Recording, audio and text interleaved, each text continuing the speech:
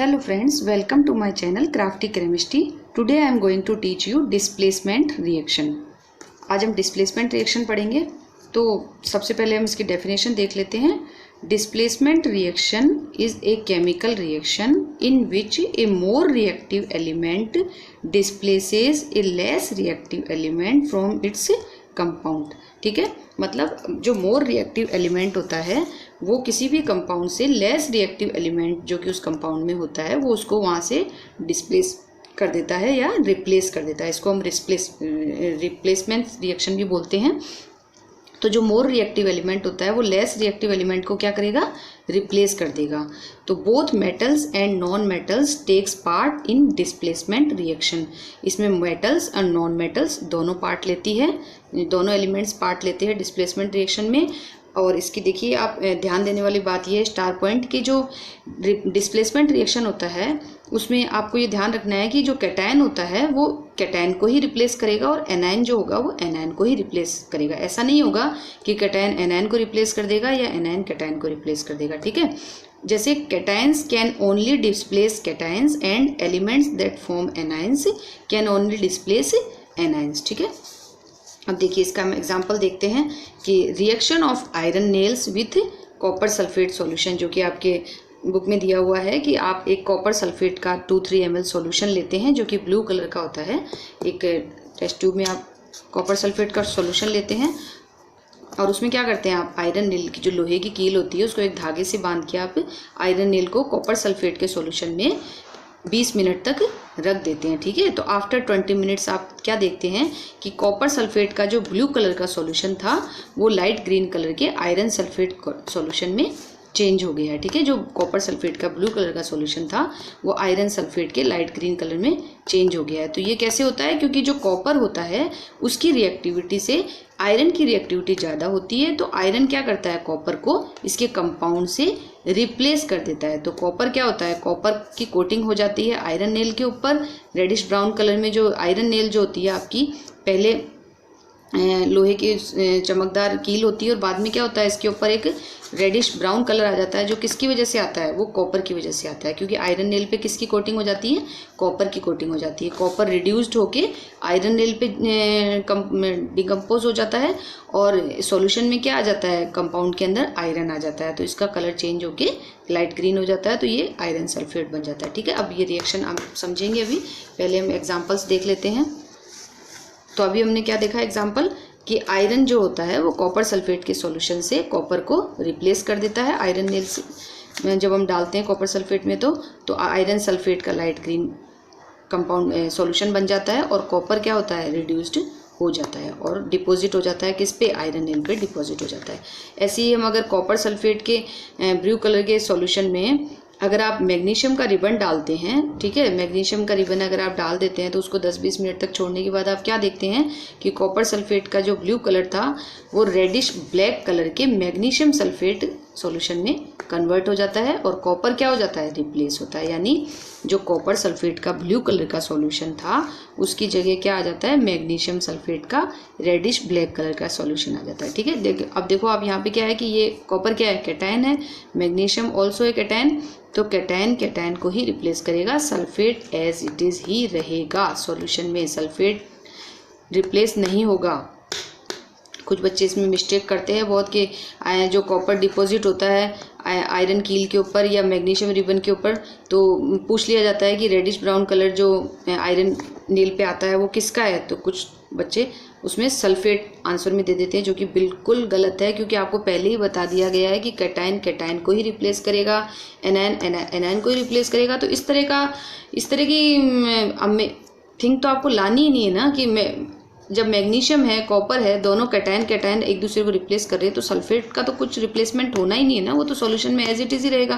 तो बस इतना है कि जो सॉल्यूशन पहले कॉपर सल्फेट का था वो अब मैग्नीशियम सल्फेट का बन जाएगा। ठीक है, आयरन क्या होगा, रिड्यूस हो जाएगा। अब देखिए जिस तरह से आयरन और मैग्नीशियम ने कॉपर को रिप्लेस कर दिया उसी तरह जिंक, एल्यूमिनियम, लेड ये सब भी क्या करते हैं, कॉपर को उसके सॉल्यूशन से रिप्लेस कर देते हैं। क्योंकि इन सब की भी क्या होती है, रिएक्टिविटी कॉपर से ज़्यादा होती है। ठीक है, अब रिएक्टिविटी क्या होती है इसको आप पहले समझ लीजिए। ये होती है रिएक्टिविटी सीरीज, ये रिएक्टिविटी सीरीज होती है रिएक्टिविटी सीरीज ऑफ मेटल्स। ठीक है, अब ये देखिए potassium, sodium, calcium, magnesium, aluminium, zinc, iron, tin, lead, hydrogen, copper, mercury, silver, platinum and gold, ये सब क्या है आपकी रिएक्टिविटी सीरीज है। इसमें क्या होता है कि जो पोटेशियम होता है वो मोस्ट रिएक्टिव होता है, मतलब इसकी जो इलेक्ट्रॉन डोनेट करने की टेंडेंसी होती है वो सबसे ज़्यादा होती है, मीन्स इसकी जो इलेक्ट्रोपॉजिटिविटी होती है वो सबसे ज़्यादा होती है। Hydrogen also electropositive in nature. Hydrogen वैसे नॉन मेटल है, लेकिन मेटल्स की रिएक्टिविटी सीरीज में ये आता है, क्योंकि आपको पता है ना hydrogen metals and non metals दोनों में ही आता है। ये पीरियोडिक टेबल में भी इसको कोई पर्टिकुलर इसका कोई प्लेस नहीं है, क्योंकि ये क्या है कि इसमें इसकी जो प्रॉपर्टीज़ है वो दोनों से ही मैच करती है, मेटल्स एंड नॉन मेटल से, इसलिए ये रिएक्टिविटी सीरीज में होता है। तो पोटेशियम क्या होता है, मोस्ट रिएक्टिव होता है, और गोल्ड जो होता है वो लीस्ट रिएक्टिव होता है। ठीक है, गोल्ड लीस्ट रिएक्टिव होता है। और जैसे जैसे हम रिएक्टिविटी सीरीज में जैसे टॉप टू बॉटम जाएंगे तो रिएक्टिविटी क्या होगी, डिक्रीज हो जाएगी। ठीक है, क्योंकि क्या होगा, इलेक्ट्रोपॉजिटिविटी डिक्रीज हो जाएगी। अब ये इलेक्ट्रोपॉजिटिविटी क्या होता है, इलेक्ट्रोपॉजिटिविटी होती है किसी भी एलिमेंट के इलेक्ट्रॉन डोनेट करने की टेंडेंसी, उसे हम क्या बोलते हैं, इलेक्ट्रोपॉजिटिविटी बोलते हैं। जैसे पोटेशियम जो है, अगर हमको कोई पूछे कि कैल्शियम जल्दी इलेक्ट्रॉन देगा या पोटेशियम जल्दी इलेक्ट्रॉन देगा, तो हम बोलेंगे पोटेशियम जल्दी देगा, क्योंकि इसकी क्या है, रिएक्टिविटी सीरीज में ये ऊपर है, मतलब इसकी इलेक्ट्रॉन डोनेट करने की टेंडेंसी क्या है, ज़्यादा है। मतलब पोटेशियम मेटल में है, कैल्शियम मेटल में है, तो हम देखेंगे कि पोटेशियम इलेक्ट्रॉन डोनेट करके पोटेशियम +1 में जल्दी कन्वर्ट होता है, या कैल्शियम इलेक्ट्रॉन डोनेट करके कैल्शियम +2 में डोनेट होता है, तो हम कहेंगे कि पोटेशियम जल्दी कन्वर्ट होगा आयन में। क्यों, क्योंकि इसकी इलेक्ट्रोपॉजिटिविटी ज़्यादा है, तो ये जल्दी कैटायन बनाएगा। इलेक्ट्रोपॉजिटिविटी मतलब इलेक्ट्रॉन डोनेट करने की टेंडेंसी, तो इलेक्ट्रॉन जब कोई डोनेट करता है तो वो कैटायन में कन्वर्ट होता है। ठीक है, ये हम पहले भी देख चुके हैं कि इलेक्ट्रॉन डोनेट करने से कैटायन बनता है, मतलब इसका ऑक्सीडेशन स्टेट क्या होता है, ज़्यादा होता है, ऑक्सीडेशन जल्दी होता है इसका, और ये जल्दी ऑक्सीडाइज्ड होगा, मतलब इसकी इलेक्ट्रोपॉजिटिविटी ज़्यादा है। तो जो ऑक्सीडाइज्ड होता है वो क्या करता है, इलेक्ट्रॉन डोनेट करता है। अब देखिए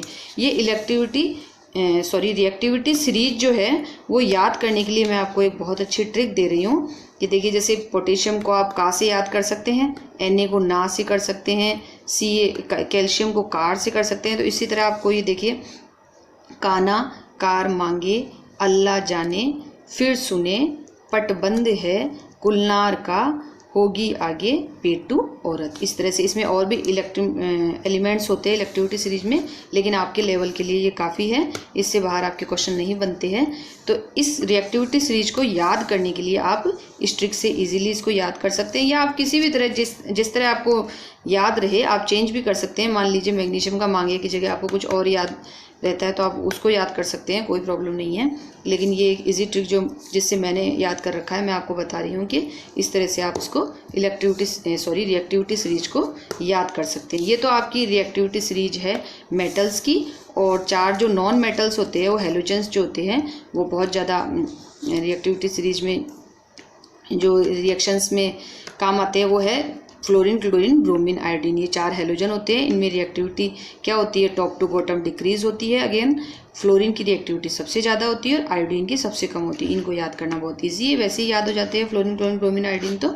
ठीक है, तो ये हैलोजेंस तो मोस्ट प्रोबेबली सबको याद ही रहते हैं, और ये थोड़ा है जो इसके लिए आप ये ट्रिक से इसको याद कर सकते हैं। तो इस रिएक्टिविटी सीरीज को आपको याद रखना बहुत ज़रूरी है। किसी भी क्वेश्चन को अटेम्प्ट करने के लिए आपको रिएक्टिविटी सीरीज याद होनी चाहिए। अब देखिए, अब इस रिएक्टिविटी सीरीज को ध्यान में रख के हम इन एग्जाम्पल्स को अगेन फिर से देखेंगे तो हमको इजीली समझ में आ जाएंगे। जैसे ये एग्जाम्पल था हमारा कि आयरन रिएक्ट करता है कॉपर सल्फेट के साथ, तो क्या बनेगा, तो ये रिएक्शन होगी या नहीं होगी। तो आप इसमें देखिए, कॉपर कहाँ है, कॉपर यहाँ है, और आयरन कहाँ है, आयरन यहाँ है, मतलब आयरन कॉपर से क्या है, ऊपर है। तो मैंने आपको बताया ना, रिएक्टिविटी सीरीज में जो ऊपर होता है, ठीक है, उसकी इलेक्ट्रॉन डोनेट करने की टेंडेंसी ज़्यादा होती है, इलेक्ट्रोपॉजिटिविटी ज़्यादा होती है। तो इसकी इलेक्ट्रोपॉजिटिविटी ज़्यादा है, इसलिए आयरन क्या है, मोस्ट रिएक्टिव है। तो आयरन क्या करेगा, कॉपर को इसके सॉल्यूशन से रिप्लेस कर देगा और आयरन सल्फेट का लाइट ग्रीन सॉल्यूशन बन जाएगा। और कॉपर का क्या होगा, जब आयरन का ऑक्सीडेशन हो रहा है तो ऑब्वियसली कॉपर का क्या होगा, रिडक्शन होगा। तो आयरन का ऑक्सीडेशन होगा, आयरन +2 स्टेट में सल्फेट के साथ रिएक्शन कर जाएगा, और कॉपर जो कि +2 स्टेट में है सल्फेट के साथ, वो 2 इलेक्ट्रॉन गेन करके रिड्यूस्ड होके कॉपर मेटल में कन्वर्ट हो जाएगा। ठीक है, ऑक्सीडेशन रिडक्शन जब हम पढ़ेंगे तो इसको और अच्छे से आपको मैं समझाऊंगी।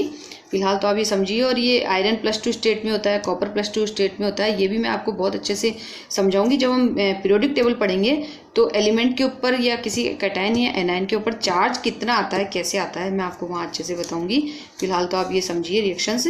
अब देखिए इसी तरह जैसे हमने ये दूसरी रिएक्शन पढ़ी जिसमें हमने मैग्नीशियम रिबन कॉपर सल्फेट का 2-3 ml सॉल्यूशन लिया, जिसमें हमने मैग्नीशियम रिबन डाला, तो उसमें क्या हो गया, रेडिश ब्लैक कलर का मैग्नीशियम सल्फेट सॉल्यूशन बन गया, और कॉपर क्या हो गया, रिड्यूस्ड हो गया। तो अगेन ये रिएक्शन भी आप रिएक्टिविटी सीरीज से समझ सकते हैं कि मैग्नीशियम कहाँ है, रिएक्टिविटी सीरीज में मैग्नीशियम ऊपर है और कॉपर नीचे है, तो मैग्नीशियम क्या करेगा, कॉपर को रिप्लेस कर देगा।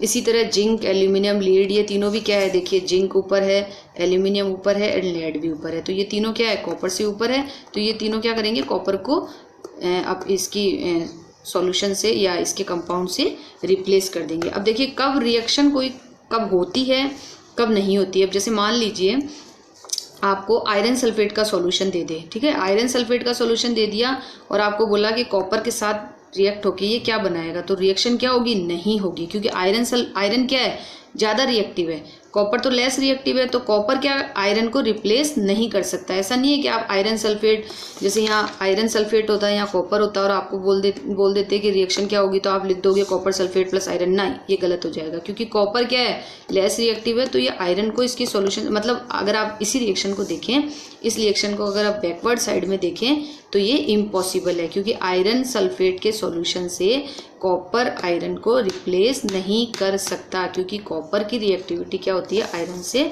कम होती है, कॉपर की रिएक्टिविटी आयरन से कम होती है, ये लेस रिएक्टिव होता है। ठीक है, इसी तरफ देखिए आगे आयरन जो होता है, अगर लेड नाइट्रेट के एक्वस सॉल्यूशन में लोहे की कील को हम डालते हैं तो क्या होता है, आयरन नाइट्रेट का सॉल्यूशन बन जाएगा, क्योंकि अगेन आयरन क्या है, लीड से मोर रिएक्टिव है। ये देखिए आयरन ऊपर है, लेड क्या है, नीचे है, तो लेड नाइट्रेट के सॉल्यूशन से आयरन क्या करेगा, लेड को रिप्लेस कर देगा, क्योंकि ये मोर रिएक्टिव है, मतलब इसकी इलेक्ट्रोपॉजिटिविटी ज़्यादा है, इलेक्ट्रॉन डोनेट करने की टेंडेंसी ज़्यादा है। इसी तरह जिंक जो होता है, जैसे जिंक डस्ट जो होती है, कॉपर सल्फेट के सॉल्यूशन में अगर आप थोड़ी सी जिंक डस्ट डालोगे तो कलरलेस जिंक सल्फेट बन जाएगा। कॉपर सल्फेट जो कि ब्लू कलर का होता है, तो वो कलरलेस जिंक सल्फेट में कन्वर्ट हो जाएगा और कॉपर क्या होगा, रिड्यूस्ड हो जाएगा। ऑब्वियसली जो इलेक्ट्रोपॉजिटिविटी जिसकी ज़्यादा होती है वो क्या होता है, ऑक्सीडाइज्ड होता है, क्योंकि वो इलेक्ट्रॉन डोनेट करता है, और जो इलेक्ट्रॉन डोनेट करता है वो हमेशा कैटायन में कन्वर्ट होता है, और जो कैटायन में कन्वर्ट होता है, मैंने आपको पहले भी प्रीवियस वीडियो में बताया है कि जब किसी भी आयन की के ऊपर प्लस चार्ज इंक्रीज होता है मतलब उसका ऑक्सीडेशन हुआ है, ऑक्सीडेशन हुआ है मतलब उसने इलेक्ट्रॉन को डोनेट किया है। तो अगर इसका ऑक्सीडेशन हुआ है तो कॉपर का क्या होगा, ऑब्वियसली रिडक्शन होगा। एक का ध्यान रखना है आपको, दूसरा अपने आप ऑपोजिट होगा। तो कॉपर का रिड्यूस्ड हुआ है, कॉपर मतलब इसने इलेक्ट्रॉन क्या किया, गेन किया है, तो ये इलेक्ट्रॉन गेन करके यहाँ ये कॉपर क्या है, +2 स्टेट में है सल्फेट के साथ में, तो ये इलेक्ट्रॉन 2 इलेक्ट्रॉन गेन करेगा और कॉपर में कन्वर्ट हो जाएगा। इसी तरह लेड जो है वो कॉपर क्लोराइड के सॉल्यूशन में अगर हम लेड की रिएक्शन करवाएंगे तो लेड क्लोराइड का सॉल्यूशन बन जाएगा, क्योंकि लेड अगेन क्या है, कॉपर से, देखिए रिएक्टिविटी सीरीज में ऊपर है, कॉपर नीचे है, तो लेड क्या करेगा, कॉपर को रिप्लेस कर देगा।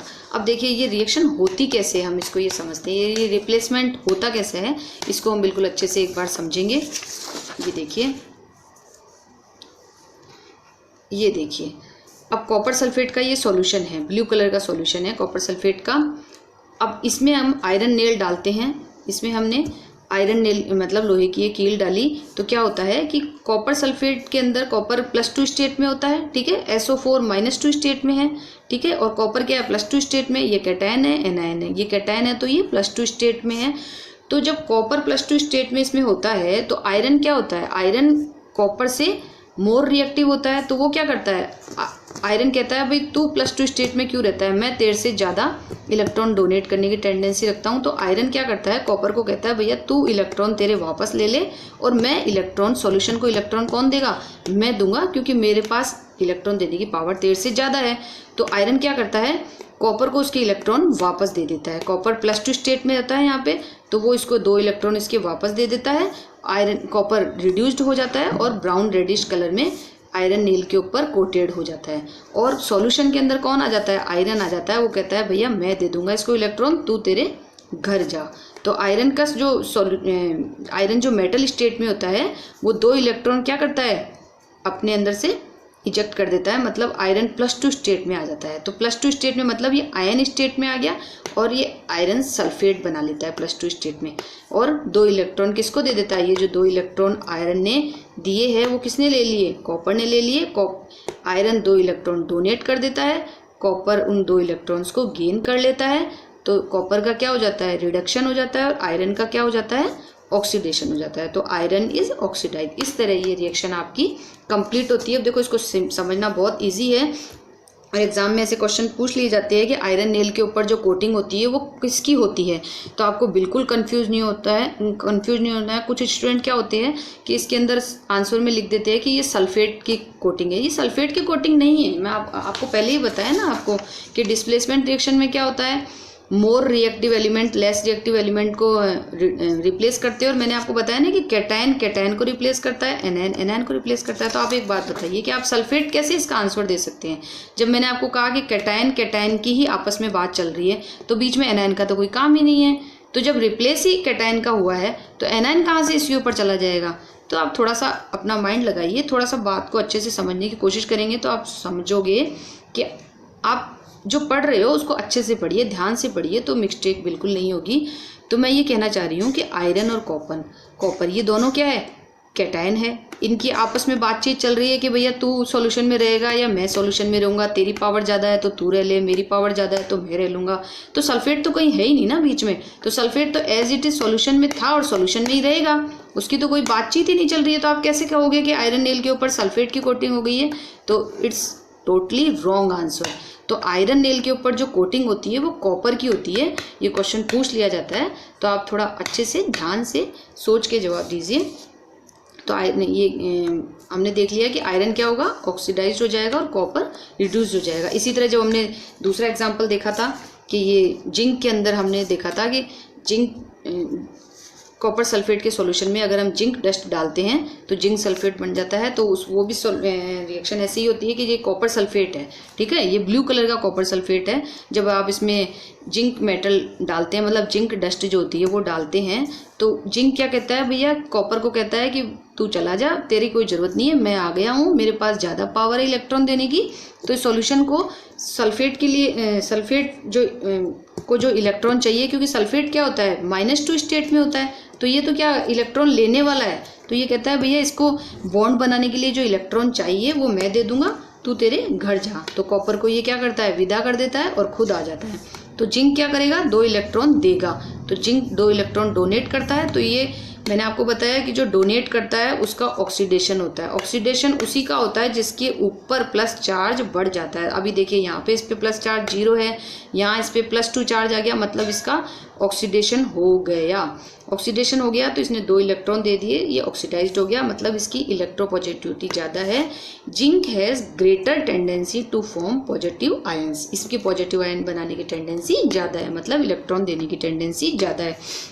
अब जो इलेक्ट्रॉन ये देता है वो कॉपर क्या करता है, वो इसको ले लेता है, भैया ठीक है मुझे तो मेरे इलेक्ट्रॉन वापस मिल गए, तो मैं क्यों फिर सल्फेट के साथ रुकूं, मैं मेरा घर जाता हूं। तो कॉपर +2 क्या करता है, अपने 2 इलेक्ट्रॉन लेता है और रिड्यूस्ड हो जाता है, 2 इलेक्ट्रॉन लेके वापस मेटल में कन्वर्ट हो जाता है, जो कि आयन में था सॉल्यूशन में। सॉल्यूशन में जब कंपाउंड बनेगा, आपको पता है कंपाउंड तभी बनता है जब दोनों क्या होते हैं, कैटायन और एनायन आपस में बॉन्ड बनाते हैं। तो इसका कैटायन क्या करता है, अपने इलेक्ट्रॉन लेके वापस रवाना हो जाता है और जिंक के ऊपर कॉपर की कोटिंग हो जाती है। जो जिंक का रिबन आप इसमें डालते हैं उस पर कॉपर की कोटिंग हो जाती है और सॉल्यूशन में कौन आ जाता है, जिंक आ जाता है। तो ये जिंक सल्फेट का सॉल्यूशन बन जाता है कलरलेस। तो अगेन आपको पूछ लिया जाए कि कोटिंग किसकी होती है, तो कॉपर की ही होती है, सल्फेट की नहीं होती, क्योंकि सल्फेट का तो कोई लेना देना ही नहीं है रिएक्शन में। रिएक्शन किन के बीच हो रही है, कैटायन एंड कैटायन के बीच में। तो एनायन की बात करनी ही नहीं है। जब ऑक्सीडेशन की बात हो तो रिडक्शन की बात नहीं करनी है, जब मेटल की बात हो तो नॉन मेटल की नहीं करनी है, जब कैटायन की बात हो एनायन की बात नहीं करनी है। कंफ्यूज बिल्कुल नहीं होना चाहिए। जब इलेक्ट्रॉन देने की बात करनी हो तो लेने की बात नहीं करनी है, एक ही तरफ आपको बात करनी है। एक ही तरफ बात करोगे तो आपकी मिस्टेक होने के चांसेस कम होंगे, कंफ्यूज नहीं होना है। तो इस तरह आपने इस रिएक्शन को और इस डेफिनेशन को समझा, ये रिएक्टिविटी सीरीज आपने समझी। ये रिएक्टिविटी सीरीज याद करने के लिए मैंने आपको ये ट्रिक, इजी ट्रिक बताई, इससे आप इजीली इसको याद कर सकते हैं। और अगर आपको ये नोट्स, या तो आप ऐसे वीडियो को पॉज करके आप नोट डाउन कर लीजिए, नहीं तो आप मेरे ब्लॉग पे जाकर भी आपको ये नोट्स अवेलेबल होते हैं मेरे ब्लॉग पे, वहाँ से भी आपको मिल जाएगा, तो आप ये ट्रिक याद कर सकते हैं। ठीक है, थैंक यू फॉर वॉचिंग।